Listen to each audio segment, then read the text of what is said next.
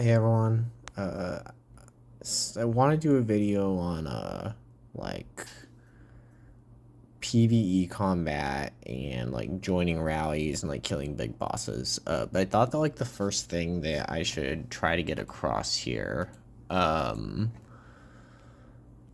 was just like battle mechanics for PvE. Like how do troops attack, what order they attack, and all this stuff, because it's just gonna be easier. So like the video where I actually talk about like how to join rallies and all this kind of stuff, I don't have to go into all the background first. I can kind of just I can sort of just like work through based on this premise. So um most of what I understand is from this article, which I'll include in the description. Let's see, Evony,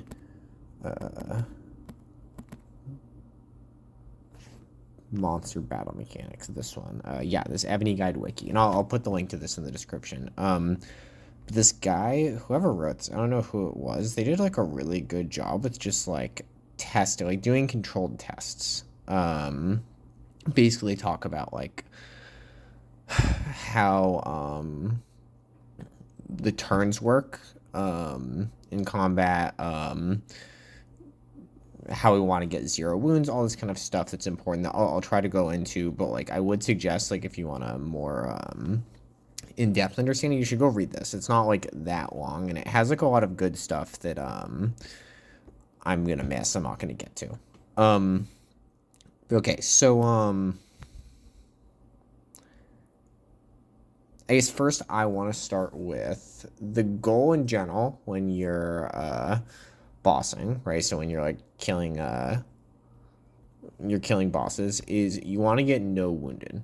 And I mean, the reason why you're doing this is, I think, somewhat obvious. Of like, when I have to heal troops here, let's like go. When I have to heal troops, it costs me resources and it costs me speed ups, and like I just prefer not to have to actually do that healing. So the goal is always to get no wounded, and the way that you do this is it's based on basically the turn ordering of boss combat. So the way it works is you have kind of like your armies, they line up against the bosses, and then the siege attack first. And something weird happens with siege attack. Usually we don't use siege against bosses. And then the ground goes in and they attack the boss. And if they attack and the boss doesn't die, the boss attacks them back and then they take damage. And then that happens from the highest tier ground down to the lowest tier ground. And then your mounted line up and they do the same. The highest tier mounted go in and attack, and then the next highest tier and the next highest tier, and so on and so forth, until all the mounted have attacked, and then all the ranged troops attack. Um, so basically the idea here is like, let's say I send a bunch of mounted troops. I send like a bunch of T12s and some T11s. Um, and I kill the boss and I don't get any wounded. Right, I look at my thing over here and I have no wounded right there. Um, well, basically that just means that the highest tier that I sent in there was strong enough to kill that boss before it attacked them back, right? You got no wounded because the boss never got a chance to attack back. Um, cool. Um, the other thing that like is useful to know about this is like this is why sending a bunch of ranged troops to fill up a march doesn't actually make a difference unless like your calves were not going to kill it anyway, right? The ranged troops never get a chance to attack until the calves have already lost.